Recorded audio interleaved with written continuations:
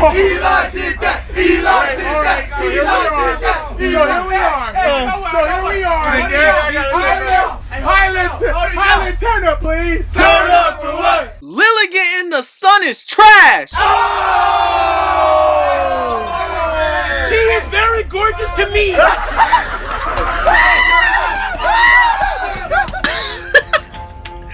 You like that. Yo, shout out Icy Ball, man. That dude is comedic relief for me, for real. For real, man. Like, you know, I'm not saying I don't like the BGC community. It's just like they're just different.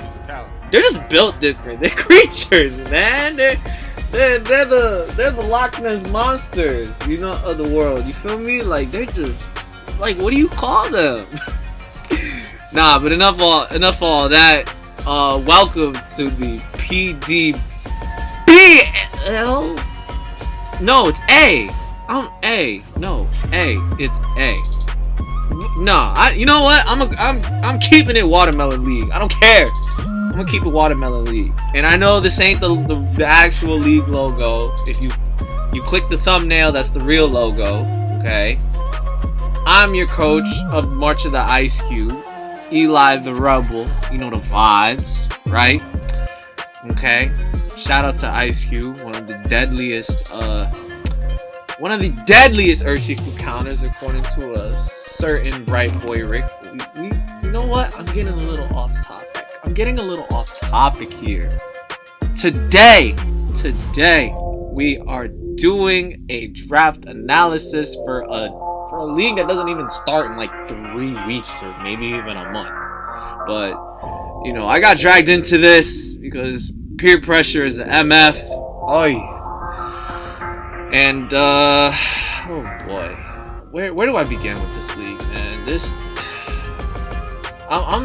slide, I'm gonna show you like the things that they're doing in this league. Like, it's bizarre. Things are bizarre. Like, I don't know. There are no words to describe the tomfoolery that goes on in this thing. I don't know if it's just me, you know, just me, like, you know, I don't know what it is, man. But apparently they've been doing this for. This is now the 21st season of this gosh darn Watermelon League. So this dates back circa 2013 when like young Eli was still in high school somehow, right? So yeah, man. Yeah, they've been doing this for a very, very long time.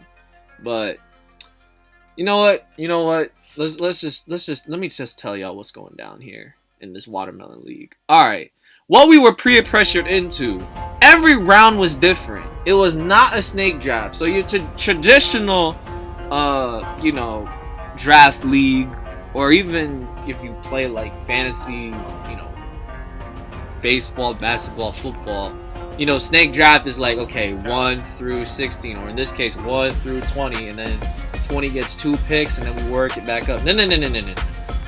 We got like if I was the 4th pick in the first round, I may be the 16th pick the next round.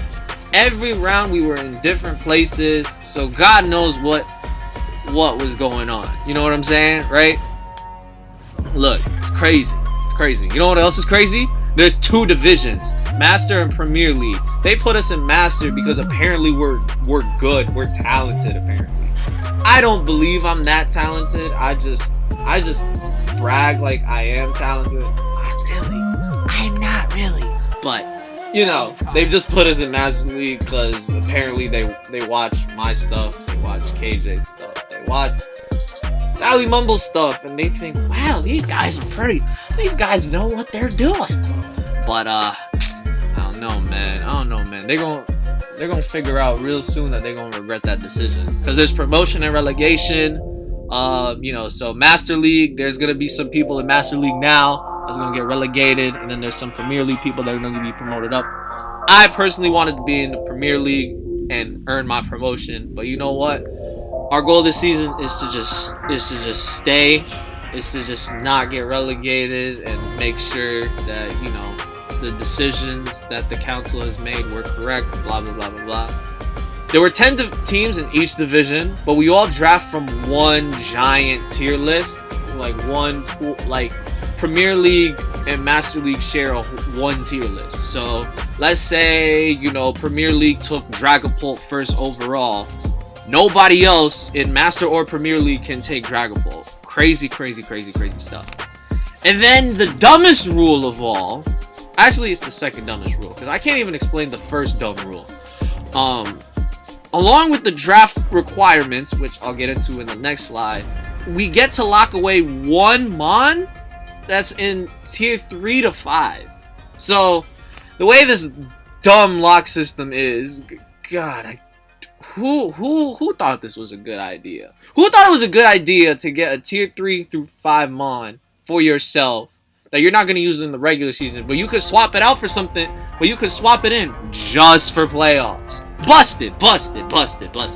If I knew that's how it was gonna go down, my round 1 would have been a lock pick. But nobody understood that concept, so we all waited until like round 13, 14, whatever, the very last 2 rounds to lock stuff. So we all got doggy doo-doo to lock away. Well, not all of us, but most of us got doggy doo-doo to lock with. You know what? We live to tell the tale, I guess. So here's what was going down draft-wise for your March of the Ice Cube, okay? So the plan is that these are all requirement picks, right? So everybody gets a 1, a 2, okay? So your 1 is equivalent to S tier, 2 is an A. You need 3 tier 3s, 3 B tiers, alright? 2 C tiers, 2 tier 4s, and a D tier, a tier 5. And then we were given 200 free points. You know, I wanted to go the 90, 50, 30, 30 route, but unfortunately, you know, I was talking to Boston Boy about this. He was like, I don't know, the tier 2s looking kind of dry. I was like, dry? I was like, you can't be that dry, can it? Like, is it Mad Max dry or something like that? He's like, I'm like, dang. Well, I mean, I can't really argue with Boston Boy. The man 5-0'd me last week. So, you know, if he says tier 2 is Mad Max dry, I gotta listen to him. You know what I mean?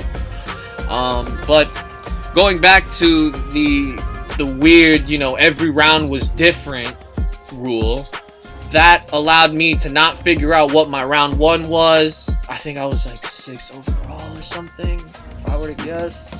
Probably way off. So the way that we're gonna, you know, break down each pick, is going to be like, it's gonna be ordered from the most logical pick to the most obscure pick. So the most normal pick's going first, followed by like the most obscure pick. Okay, but so you're gonna see, right? So tier 1, we knew tier 1 was equivalent to S tier, so we knew that, like, we looked at the list, you know, and we, as in, of course, me, Boston Boy, look, Sally was in there a little bit too, I guess, you know, because those are the only people we know in Master League particularly. So we tried not to snipe each other, and we did a good job with that, I must say. And we looked at tier 1 and we were like, wow, okay, nothing was, you know, overpriced or anything. Like, for a tier 1 list, like, everything that's in tier 1 deserved to be in tier 1 for a good reason. So my logic was, wait until the very, very last round and I'm going to get something good regardless. And round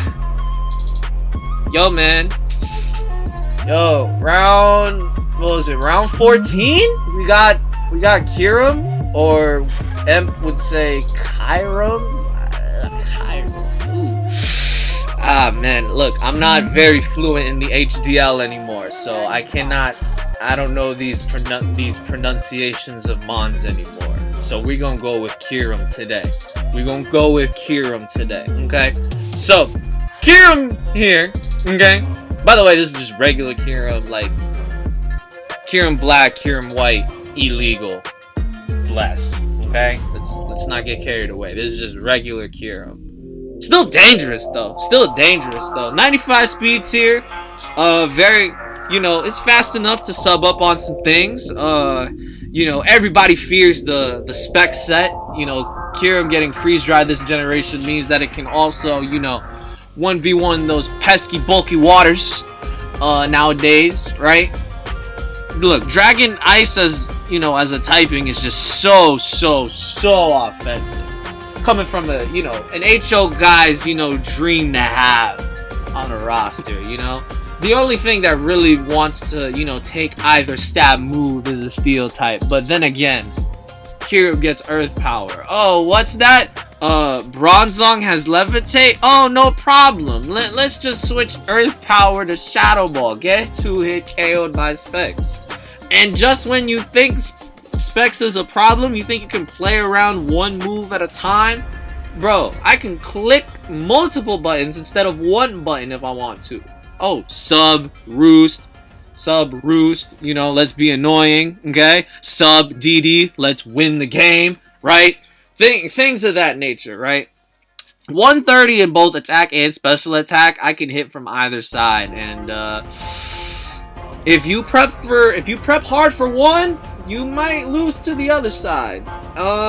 So yeah, Kyurem, very last round, tier 1, busted. If I play well with this thing, I don't know, man. I don't know, man. This thing is so hard to switch into. Like, you're gonna see like the majority of these mons that I pick up. Like, these are mons that I've seen other people use, and they've become, you know, forces to be reckoned with. So having them on my side now, just to try and see what all the hype is about, is honestly fantastic. Honestly fantastic. So we're starting to build the fantasy core, right? The Dragon Fairy Steel core. So let's get our fairy out the way. Tier 3 Gardevoir. Tier 3 Gardevoir has always been a staple. Gardevoir, you know, when I saw this in tier 3, I think it was like round 8 or 9, like, you know, it was just chilling there. It always deserves to be a tier 3. Some are, you know, I just made it tier 2.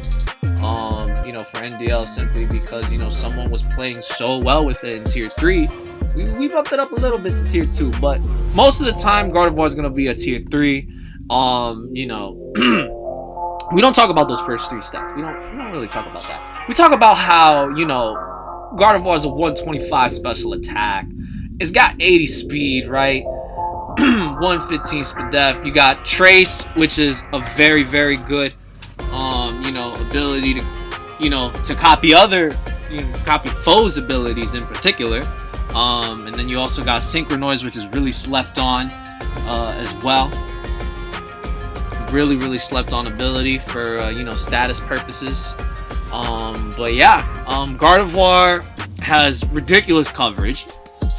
Used to be a pure psychic type before Gen 6 existed, and now with the added fairy typing, we get Stab Moonblast, which hit like a truck. The 80 speed tier can be very fast and can actually be sneaky fast in certain matchups and things like that. So you know, people better be prepared for either Specs or Scarf. Hits like a truck with the 125 special attack. You better pray to God that I'm not modest on you, because I don't know, man. This is one of the hardest Moon Blasters known in the format, I must say. It also gets a lot of, you know, great utility as well. Obviously, you can trick the choice item, which is very nice. You can also, this thing can also teleport. So teleport, for guys that don't know, teleport is a -6 in priority. So we always get, you know, we can always teleport out, gain momentum there. And then finally, Gardevoir Healing Wish is a thing. So if Gardevoir is chipped down and is on her last leg, or legs, excuse me. Yes, she has a pair of legs, okay? Trust me. Okay, I looked this up. Okay, I looked this up, trust me. Alright. Gardevoir, if chipped down really, really bad, we can Healing Wish.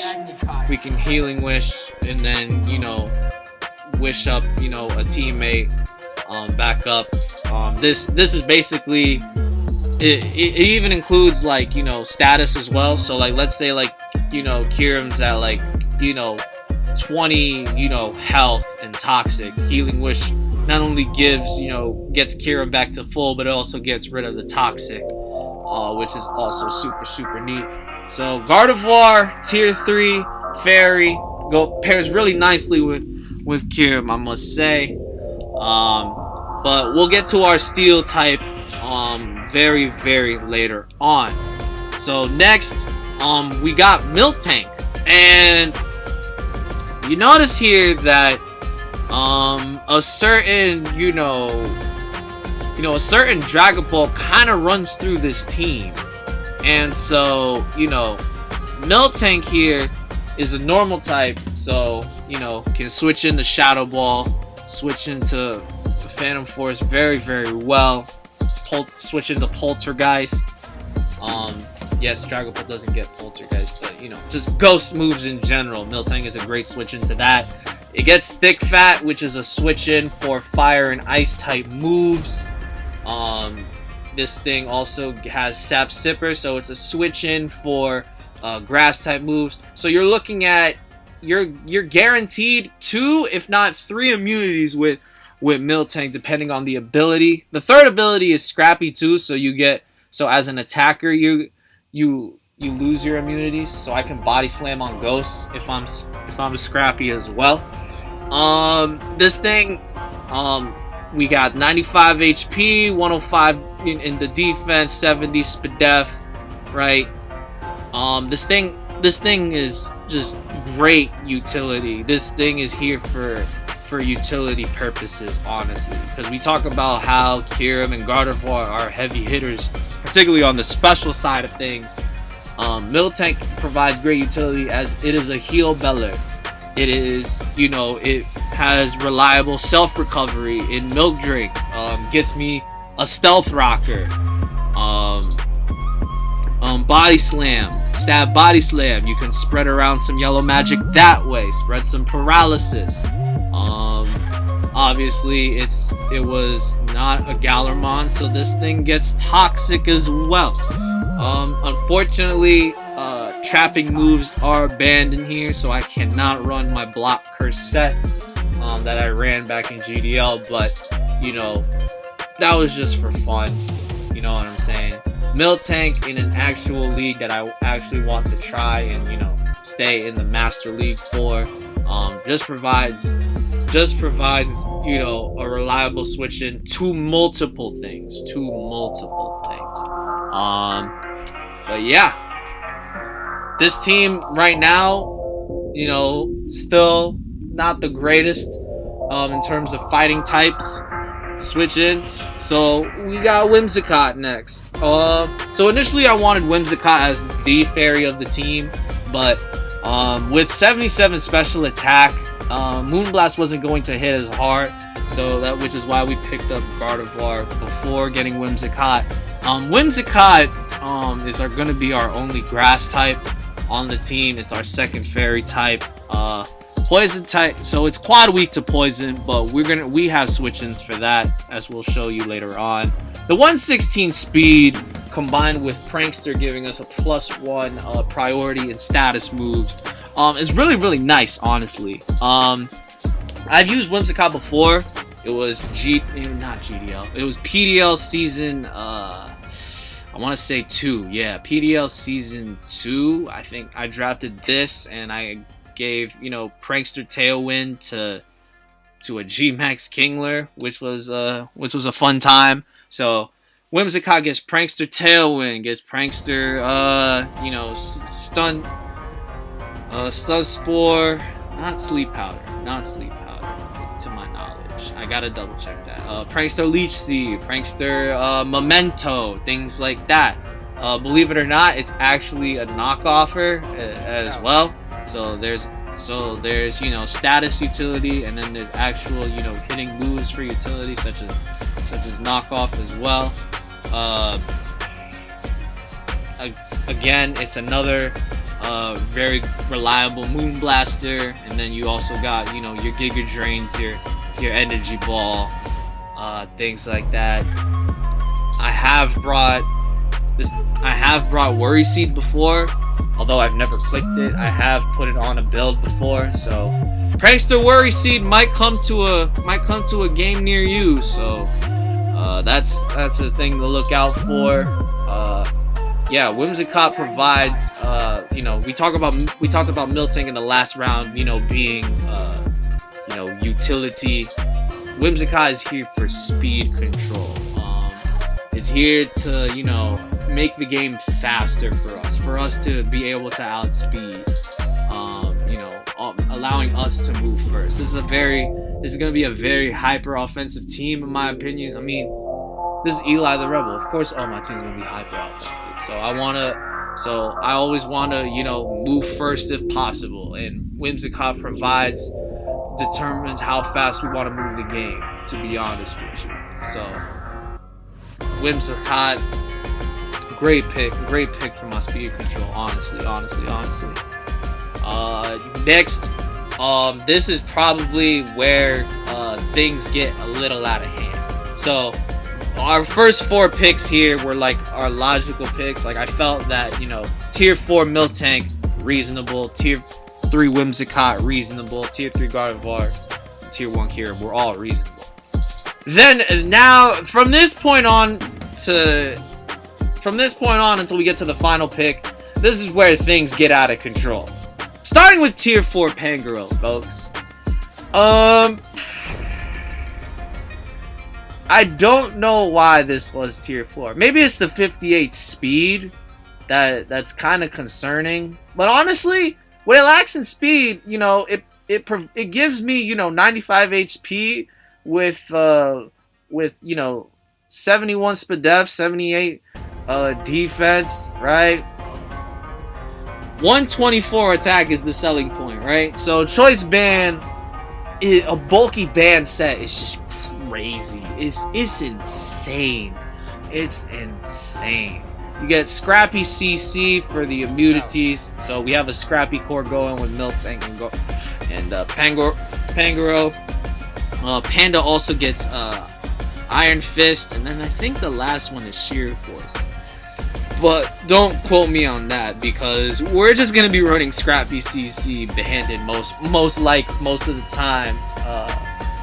Actually, a trivia fact: Pangoro was the exclusive Gen 6 Mon. So in its debut generation, it was the only Mon to have Parting Shot, believe it or not. So that's also, you know, really good momentum, because it's just a -1 to attack and special attack on the opponent, and gives us momentum, you know, out of a certain situation. So that's very nice. So Panda is actually the OG Parting Shot user, believe it or not. So that's a thing. But most of the time, we want to be clicking, you know, CC on things, and yeah, this thing just there's a reason why my first, like, you know, league was the Kung Fu Pangoro. This thing hits like a monster. My boy Poe, that boy Jack Black. That's a threat. That's a threat. I'm telling you. Alright, let's go to the next threat, shall we? Let's go to the next threat. Oh yeah. Look at this beautiful fighting resist that Panda doesn't have to worry about. So I don't think I've ever used Crobat. Believe it or not.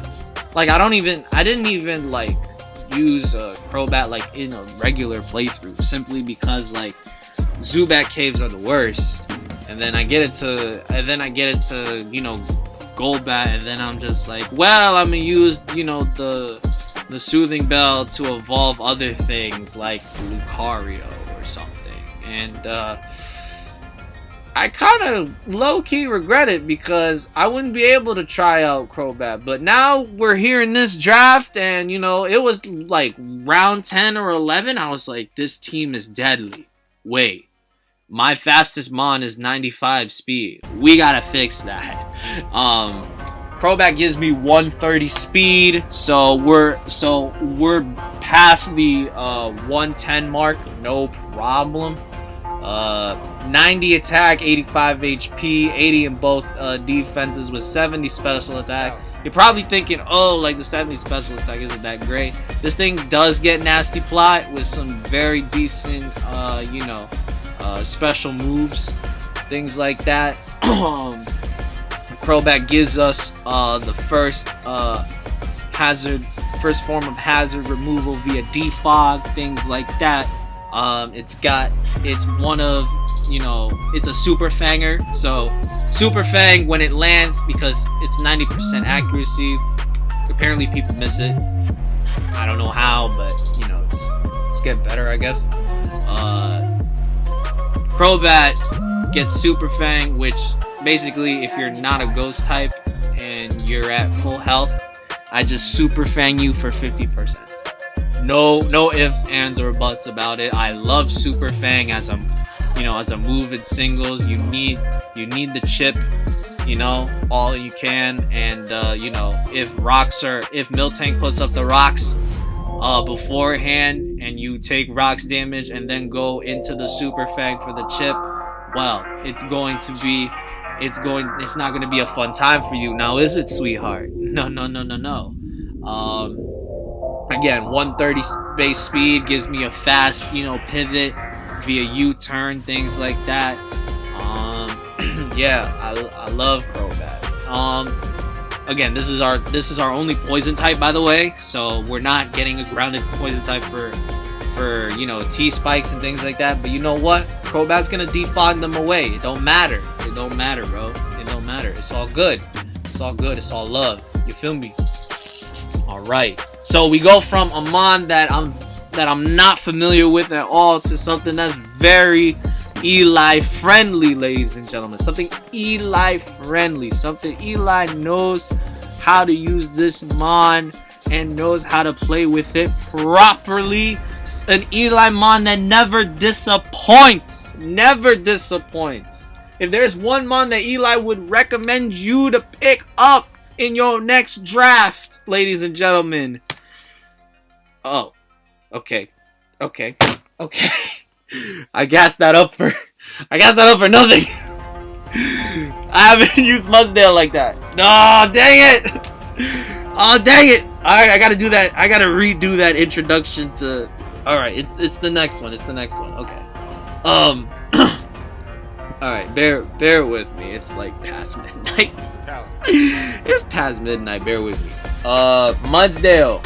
125 attack, 100 HP in defense, 85 for death. Okay, this thing is gonna have stamina. Like 99% of the time, it's gonna have stamina. Stamina gives us a +1 boost to defense each time. Each time we get hit with an attack. Yes, sir. You know the vibe. So. This thing just got body press this generation, so if I'm getting stamina boosts, my body presses are only gonna get harder, folks. Pause. They're only gonna hit stronger. They're only gonna hit stronger if you keep giving me the stamina boosts. Okay, so things like AV with body press, EQ, Stone Edge, right? Those things are gonna be crazy, right? I get another stealth rocker this way as well. It's a horse, so if we run into grassy terrain, we can just replace EQ with high horsepower, no big deal. Also, I mentioned body press, but there's also a heavy slam because Mudsdale is a big boy. It's so Game of Zones. It's a horse. It does horse things. But yeah, Mudsdale I used like I mentioned, I was bashing Emp and HDL a little bit. Like when I was in HDL a little bit, Mudsdale was on that team as a tier 4 equivalent, not a tier 5. And the fact that it was tier 5 with things like I don't know, Jinx and Golbat and like you get the idea, right? It shouldn't be tier 5 with NFEs and stuff like that. Like, I saw this free, I was just like, man, we really gotta get this. We really gotta get this. How is this a 5? How is this 5? There's no way. There's no way, bro. I said before, like, Panda should be a 3. Crobat, you could argue, we picked it up as a 3 for 50 points. You could argue that it's a 2 if played properly. Mudsdale out of 5, I'll never see that again. So I gotta pick up the horse. It does horse things. Tier 5 especially, it will do horse things, I'll tell you that. Now we go into the Eliamon of choice. If I were to recommend you a mon to try out in draft, it's the Spider, ladies and gentlemen. The Spider. Yes, folks. Araquanid does never disappoints me in draft, period. Never. Why? It's a reliable EQ switch in. So ground types, okay, are resisted by what? Ground. No, I'm dumb. Bear with me. Calm. Ground types are resisted by grass and bug, and flying types are immune. Okay? Araquanid here is water and bug. So it will not only resist your ground type attack, it will just smack it back with water bubble boosted liquidation, folks. So water bubble basically doubles the power of water type attacks. It's also water bubble also halves the damage of fire type attacks. So as if thick fat Miltank wasn't bad enough, we also got water bubble Araquanid, and also water bubble allows us to not get Will-O-Wisp, which is crazy. Which is crazy good. Because, you know what I mean? I be thinking, like, 70 attack, it's not that crazy. Make it max adamant with water bubble. Matter of fact, make it max adamant banded with water bubble liquidation, or better yet, put it in a rain matchup. That thing just hits. That thing just smacks things. This Spider just smacks. And if it gets the defense drop, just go home. Just go home. Just go home. Just write it up. Just write it up. Enough of water bubble or liquidation. It's a bug type that gives me webs, right? So slow sticky webs, always nice. So as if Tailwind Whimsicott wasn't good enough, we also got sticky web Arac.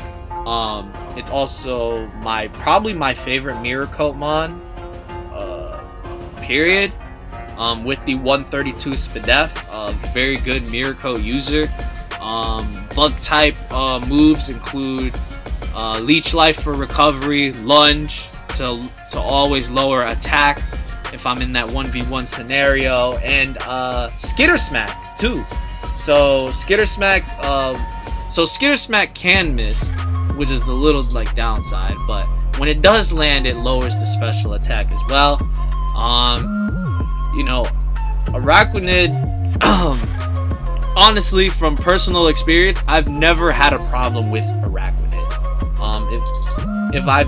If Araquanid had a bad game for some reason, it's through my play. But when I'm playing my normal self, and Araquanid is on my side of the field, it never disappoints. It never disappoints. It always gets the job done for me personally. I love the Spider for the role that it provides me, which is to slow the game down with webs and to take a hit and smack it back with a water type move most of the time. The bug type moves are there if we need it, but you know what? Araquanid as a water type, nasty. So next, we gotta speed this up. Whew, it's cold. Christ.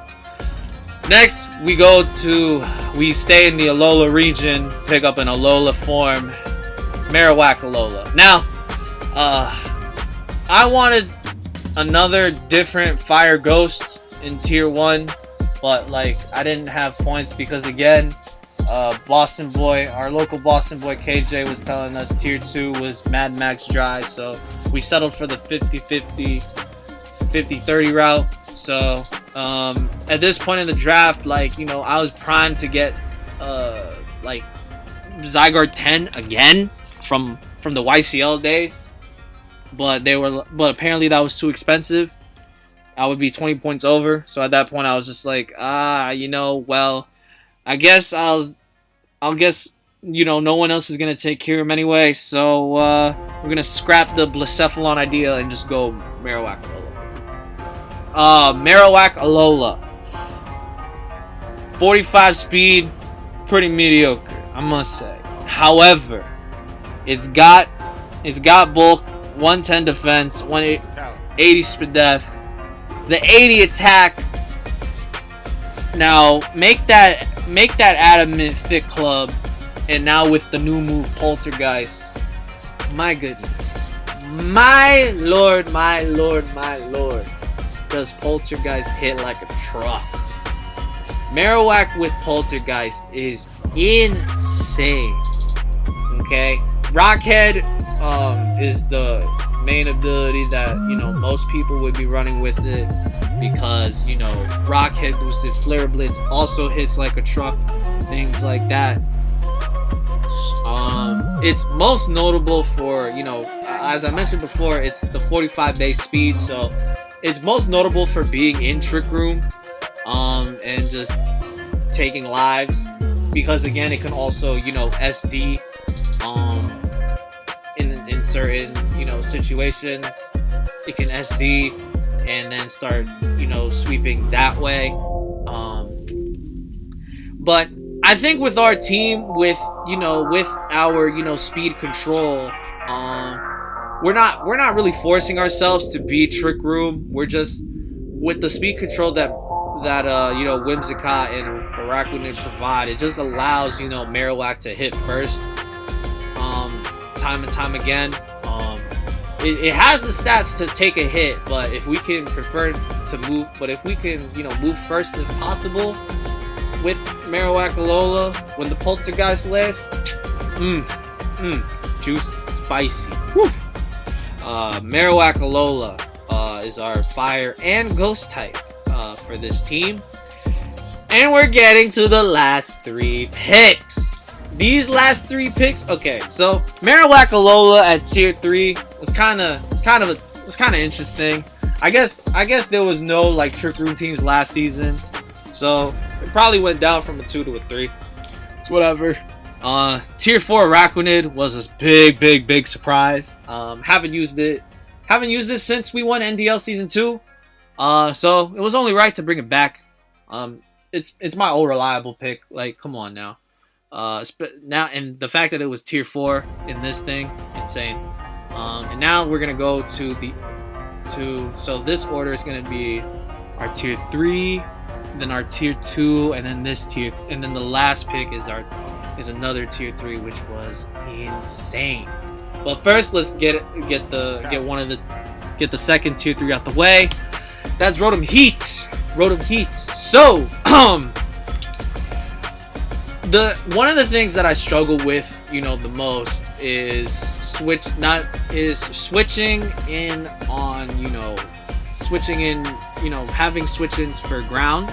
But we covered that with, you know, Araquanid pretty well. We covered that with Crobat as an immunity.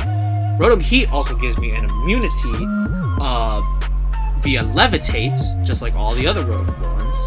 This one is, you know, as the name suggests, Rotom Heat, it's another fire type, and it also gives us an electric type. So we have Volt turn combo of Rotom Heat and Crobat, which is very nice. You see the stats here. You can run this bulky, you can run this fast with Nasty Fly. It can defog. it's one of those mons that first of all, it shouldn't be tier 3. It should be tier 2, especially in this generation, for the fact that so many flying types are dominating the meta. So many good flying types, so many good steel types are dominating the meta, and Rotom Heat just says no to either of those things. Again, you can run this bulky, the utility it has, again, Defog, Will-O-Wisp, T-Wave. Besides Volt Switch, you can also T-Bolt, you can Thunder if you're facing rain matchups, you can Discharge to spread paralysis that way, as opposed to T-Wave if you're into that. Overheat is crazy. If you don't want to run boots, Overheat drops your special attack by 2 stages. So a lot of people, a cool tech that I've seen, recently was, Overheat Eject Pack. So when you land your Overheat and it does, X amount of damage and you get your, drop, now your Eject Pack, pops off, boom, and then now you're getting momentum. Rotom Heat comes back to your party, and then you can pick something else. So Rotom Heat provides, Volt Switch momentum, but I can also, give Rotom Heat more momentum with an item if need be, because Stab Overheat hits like a truck. However, it drops the special attack, but we have an item to work around that. Like I said, Rotom Heat eats a lot of flying types and steel types for breakfast, and look who's in tier 2, ladies and gentlemen. Corviknight. How is Corviknight tier 2? How? You look at the spread, you look at the bulk it provides, you look at pressure, you look at mirror armor, okay? You look at those 2 abilities, you look at the typing it provides. Like, guys. You don't put this below tier 1. It is look at it. It's an edgier Skarmory. Not bashing on Skarmory or anything. That's, PDL Season 3, it was a demon. But Corviknight at tier 2, I've seen people pick this up at tier 1 and dominate, right? This thing, oh my goodness, where do I begin with you? Roost, Defog, okay, you can recover, and remove hazards as well. You turn out. That's the biggest reason why people love Corviknight over Skarm. The fact that it can U-turn. It can U-turn and get out of dangerous situations, man. Jeez. The 87 attack is something, more, it provides, Iron Defense body press sets actually hit hard that way. Brave Bird hits hard. Iron Head hits hard. Hey, if you want to be fancy with it, if you want to be real fancy with it, okay? You run the Iron Defense agility, and weakness policy, Roost, and Power Trip. You want to be real fancy with it. You can do that. I've seen some Power Trip shenanigans with Corviknight. I ain't gonna lie, it's kind of fire. Will I bring it? I don't know. We shall see. It's kind of like, Worry Seed Whimsicott. Seen it before. Had it on my thing myself. Will I use it? I never know. But enough about that. When I tell you this final mon, okay. So, we were like middle of the pack, maybe a little bit in the beginning. So, if there was 20 coaches, right? I would say we were in the top 10. I would say 6 to 8, right? Okay? And I saw this mon in tier 3 and I'm like, wow. Because you thought tier 2 Corviknight was bad when it's supposed to be a 1. This tier 3 is supposed to be a tier 1. And it felt to me, and I was just like, huh. Well, I really wanted to try this mon. Because I've seen this mon win leagues before, okay? I've seen this mon go to playoffs time and time again. and I've seen it win a chip in front of my eyes. Okay, so at that point I was just like, do I really see myself become the villain and just draft this demon? Do I see myself become the villain? And when it came down to my pick and I saw that nobody else took it, I was just like, you know what? Because Watermelon, believe it or not, Watermelon will not admit this, but Watermelon will put that purposely down there for his darn self. And I just had to say, you know what? I'm not allowing this. This has to be on my team. No way I'm fighting against this tier 3. No. Watermelon can't have this. It's only right for Eli to have this and become the demon. To become the villain. And with that, ladies and gentlemen, I present to you the greatest tier 3. And we may never see this tier 3 ever again. And that, my friends, is tier 3 to Crosby. Now, 600 base stat total. Okay? Look at the split. Right? 79 speed is the lowest thing. So it only gets better from here. Right? We look at 101 defense, 89 speed def, 97 HP. Okay? Combine that with prison armor, which is a psychic type version, which is like a Necrozma version of Solid Rock, of Filter, which makes super effective moves 3/4 effective. Now you're propping weakness policies. You D-dance on that certain super effective move. It's over. It's over. It's over. It's basically, because keep in mind, Mew was actually in tier 1. But this was tier 3. Bizarre. Bizarre, folks. Bizarre. Some could argue that this is more offensive. Because, again, Mew is 100 across the board, whereas the 127 special attack, the Photon Geyser just plows through it. Oh, did I forget? I forgot to mention, Photon Geyser just says, you know, screw your ability that can try to protect this. Good night. Yeah. Unfortunately, it doesn't get roost like Mew does, but you know, Moonlight, you know, is also very reliable recovery. Again, so the set that everybody wants to run is what? D-Dance, Prison Armor. I believe Aura Sphere hits the dark types, and then Morning Sun, not Morning Sun, you Moonlight, things like that. Yeah, man, Necrozma should never be a tier 3 ever again. So regardless of whether I choke with this or whether I just, you know, pick up a nice 15-20 kills with it, I don't think I'll ever have the chance to have Necrozma at this tier ever again. So I have to do this now. I had to put it on the team. Yeah, that's how this was our round 1 pick. The most obscure round 1 by far. Because if y'all watched the YCL, y'all thought you know, tier 4 Z10 was bad. Whew. Ooh, I got another thing coming.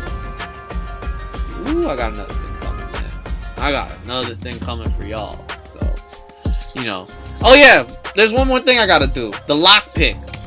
So as you can see, we locked away a tier 3 Starmie. So normally this is a tier 2 because look at it. It's it also, you know, passes the 110 base 110 mark, which is considered really fast. 100 special attack.